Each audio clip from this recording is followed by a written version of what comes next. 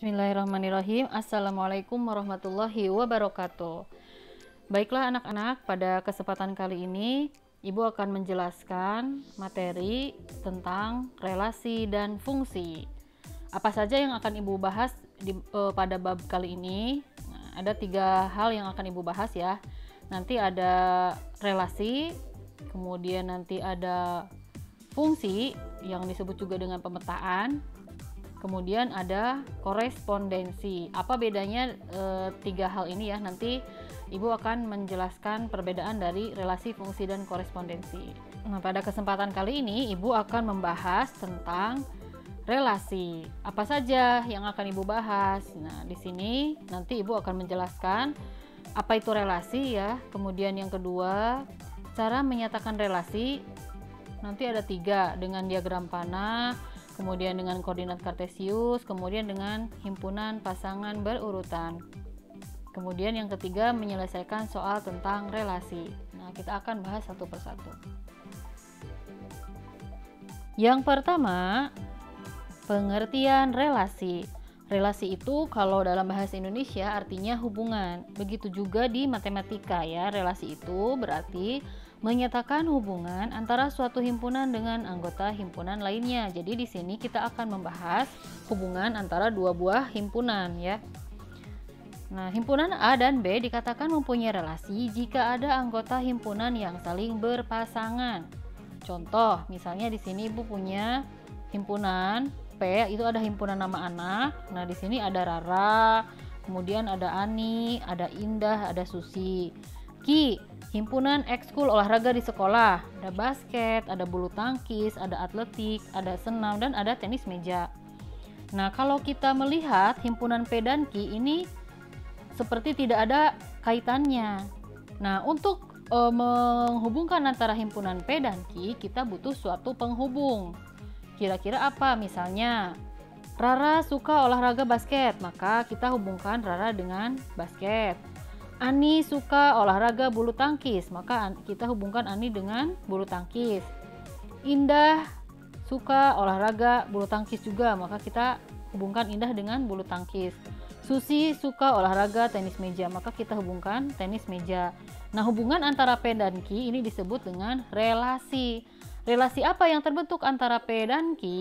Nah, relasi yang terbentuknya itu adalah relasi suka olahraga atau olahraga kesukaan ya. Jadi kita bisa membaca Rara suka olahraga basket, Ani suka olahraga bulu tangkis, Indah suka olahraga bulu tangkis, kemudian Susi suka olahraga tenis meja. Nah, ini disebut dengan relasi. Jadi hubungan antara 2 buah himpunan.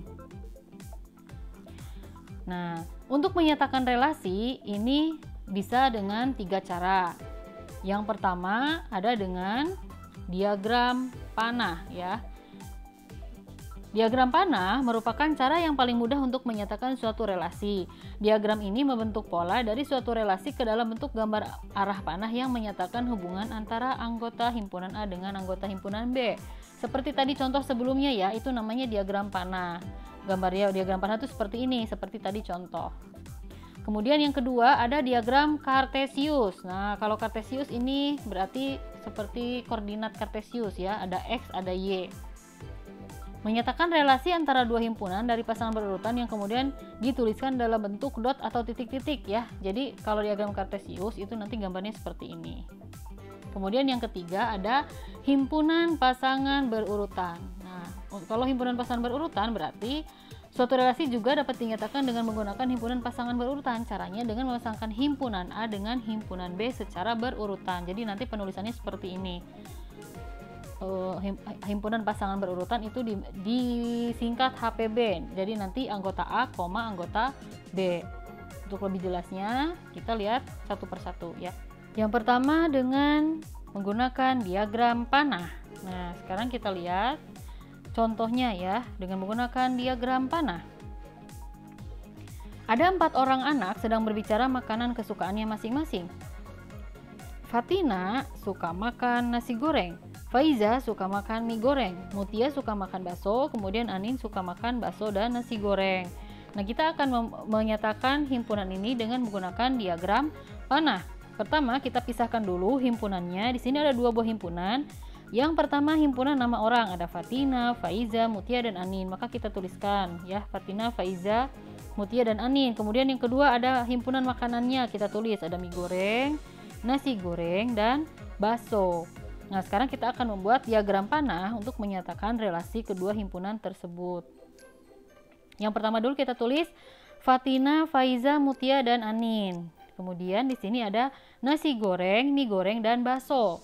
Nah, sekarang kita akan membuat diagram panah sesuai dengan soalnya. Fatina suka makan nasi goreng, maka kita buat panah Fatina nasi goreng. Faiza suka makan mie goreng, maka kita buat Faiza mie goreng. Mutia suka makan bakso, maka kita buat Mutia makan bakso. Anin suka makan bakso dan nasi goreng. Anin suka nasi goreng, kemudian bakso. Nah, relasi apa yang terbentuk? Relasi yang terbentuk yaitu relasi makanan kesukaan ya. Nah, ini tadi kita di sini kurang ya. Di sini harusnya dikasih nama, dikasih huruf, di sini himpunan A, kemudian di sini himpunan B. Nah, itu dengan diagram panah. Yang kedua ada diagram Kartesius. Contohnya masih yang tadi ya. Ada 4 orang anak sedang berbicara makan kesukaan. Fatina nasi goreng, Faiza makan mie goreng, Mutia makan bakso, kemudian Anin suka makan bakso dan nasi goreng. Maka diagram Kartesiusnya seperti ini ya. Yang mendatar atau yang horizontal itu kita sebut dengan atau kita tulis ini sebagai himpunan A. Yang vertikal ini himpunan B. Maka kita buat titik-titik sesuai dengan kesukaannya masing-masing. Fatina sukanya nasi goreng, maka titik-titik di sini sampai nasi goreng ya, di sini titiknya. Faiza suka makan mie goreng, maka di sini Faiza diarahkan ke mie goreng ya. Kemudian Mutia sukanya makan bakso, berarti sini Mutia bakso ya, Mutia bakso. Kemudian Anin makan bakso dan nasi goreng, di sini Anin ada 2, berarti Anin di sini ya, Anin sampai ke bakso, kemudian Anin nasi goreng ya, seperti itu, seperti seperti titik koordinat X dan Y. Kemudian yang ketiga himpunan pasangan berurutan. Nah, untuk himpunan pasangan berurutan ini kita akan memasangkan dengan cara penulisannya pertama kita tulis dulu kurung kurawal. Himpunan A itu ditulis di depan, berarti kita tulis Fatina di sini. Fatina suka makan nasi goreng, maka himpunan pasangan berurutannya Fatina, nasi goreng. Kemudian di sini Faiza sukanya mie goreng, maka di sini Faiza, mie goreng. Kemudian Mutia bakso, maka di sini Mutia, bakso.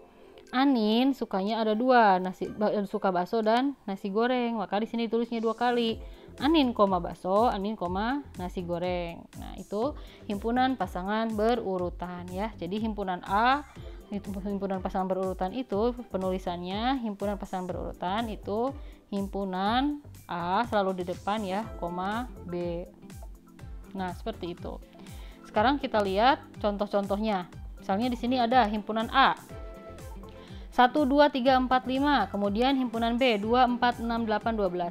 Buatlah diagram panah dari A ke B yang menyatakan relasi setengah dari. Nah, untuk menyelesaikan soal ini berarti kita buat diagram panah, karena di sini mintanya diagram panah, maka kita buat diagram panah ya. Di sini buat suatu kotak. Nah, boleh kotak, boleh elips ya, terserah mau apa aja boleh. Di sini Bu kasih kotak lagi ya. Ini himpunan A. Kemudian di sini himpunan B. A itu anggotanya 1, 2, 3, 4, 5, maka kita tulis 1, 2, 3, 4, 5. Himpunan B-nya 2, 4, 6, 8, 12. Di sini yang diminta setengah dari. Nah, untuk menyatakan relasi setengah dari, maka kita membacanya itu dari himpunan A ke himpunan B. Kita lihat satu persatu. 1 setengah dari angka berapa? 1 itu setengahnya dari berapa? 1 itu setengahnya dari 2 ya. Berarti 1 kita pasangkan ke angka 2. Ya. Kemudian di sini 2 setengahnya dari angka berapa? 2 itu setengahnya dari angka 4 ya. Berarti 2 kita pasangkan ke angka 4. Kemudian 3. 3 itu ya, 2 itu sama dengan setengahnya dari 4. Kemudian 3 setengahnya dari 6 ya. 3 itu setengahnya dari 6. Maka ini ke sini. 4 setengahnya dari berapa? 4 setengahnya dari 8 ya. Ini pakai tanda panah, pakai tanda panah. 5 setengahnya dari berapa? 5 itu setengahnya dari 12 karena dari 10. 5 itu setengahnya dari 10. Maaf.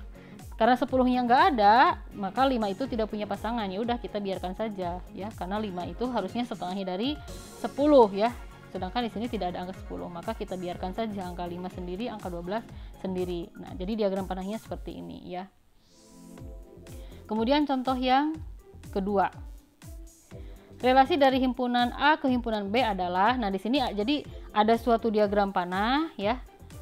Diagram panahnya seperti ini. Kita diminta untuk mencari ini relasinya apa, nama relasi di sini apa. Nah, jika ada soal seperti ini, maka kita akan coba memasang-masangkan ya. Kita lihat dulu dari A. A itu faktor dari, benar nggak faktor dari ya? Kita lihat tanda panahnya. 1, arahnya itu ada angka 2, ada angka 3, kemudian ada angka 4. Betul tidak? 1 faktor dari 2. Faktor itu apa? Faktor itu bisa dibagi ya. Betul ya? 1 faktor dari 3. Betul. 1 faktor dari 4. Betul juga. Nah, sekarang kita coba angka 2. 2 faktor dari 2. Betul ya? Karena 2 bisa dibagi 2. 2 faktor dari 4. Nah, ini juga betul ya. Nah, sekarang yang ini yang ketiga. 4 faktor dari 4. Betul ya? Nah, berarti jawabannya relasi dari himpunan A ke himpunan B adalah faktor dari